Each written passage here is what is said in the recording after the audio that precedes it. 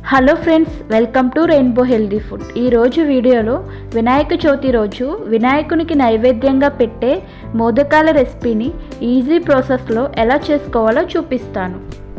Stove మీద pan పెట్టుకొని 1 table spoon దాకా నెయ్యి వేసుకోవాలి. నెయ్యి కరిగిన తర్వాత 1/2 కప్పు కొబ్బరి పొడి వేసుకొని ఈ ఎండు కొబ్బరి పొడి లో ఫ్లేమ్లోనే కమ్మటి వాసన వచ్చేంత వరకు రంగు మారకుండా నిదానంగా వేయించుకోండి. ఎండు కొబ్బరి వేగిన తరువాత ఇందులోనే 1 కప్పు దాకా బొంబాయి రవ్వ వేసుకోవాలి.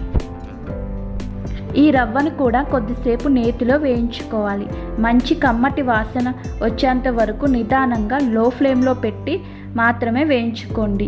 ఇది వేగేలోపు పక్కన వేరొక బర్నర్ మీద మనం ఏ కప్పుతో రవ్వ తీసుకున్నామో అదే కప్పుతో 2 కప్పుల దాకా నీళ్లు వేసుకొని స్టవ్ మీద పెట్టి మరిగించండి. ఇప్పుడు ఈ రవ్వ వేగిన తర్వాత దీనిలో 2 టేబుల్ స్పూన్స్ దాకా డ్రై ఫ్రూట్స్ వేసుకొని ఫ్రై చేసుకోండి. ఇప్పుడు మరిగించుకున్న వాటర్ కూడా వేసుకొని లో ఫ్లేమ్లో పెట్టుకొని కలుపుకోండి. ఉండలు కట్టకుండా కలుపుకుంటూ ఉడికించుకోండి.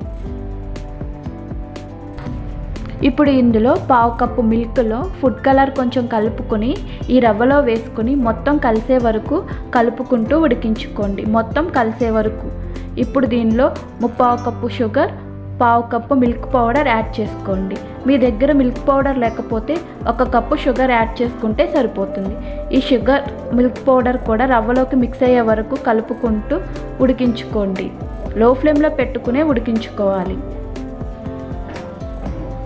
ఇప్పుడు దీనిలో 1 టీ స్పూన్ ఇలాచీ పౌడర్, 1 టీ స్పూన్ నెయ్యి కూడా వేసుకుని ఒకసారి కలుపుకొని ఒక 5 మినిట్స్ పాటు ఉడికించుకొని స్టవ్ ఆఫ్ చేసుకోండి. ఒక 5 నిమిషాల పాటు వదిలేసేయండి. వేడి చల్లారాక గోరువెచ్చగా ఉన్నప్పుడు మోదక్ మౌల్డ్ తీసుకుని నెయ్యి అప్లై చేసి కొద్దిగా ఉండలాగా చేసుకుని దీని లోపలికి ఇన్సర్ట్ చేసి ఎక్స్ట్రాస్ మొత్తం తీసేసి అడుగును కొంచెం ప్రెస్ చేయండి. దీనివల్ల షేప్ బాగా వస్తుంది.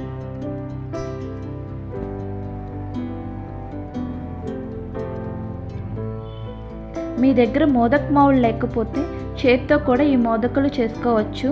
అవి ఎలా చేయాలో ఈ వీడియోలోనే చూపిస్తాను.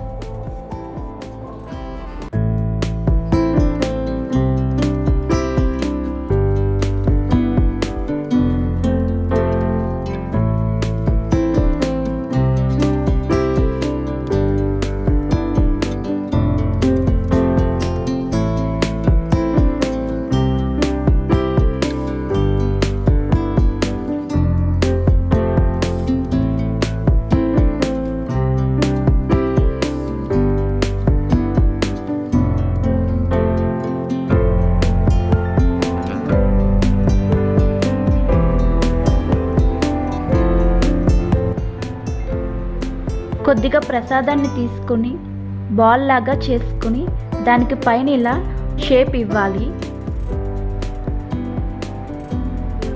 ఆ తరువాత ఒక ఫోర్క్ని కానీ స్పూన్ని కానీ తీసుకుని దాని బ్యాక్ సైడ్ నుండి ఇలా లైన్స్ ఇచ్చేస్తే మోదక్ షేప్ వచ్చేస్తుంది.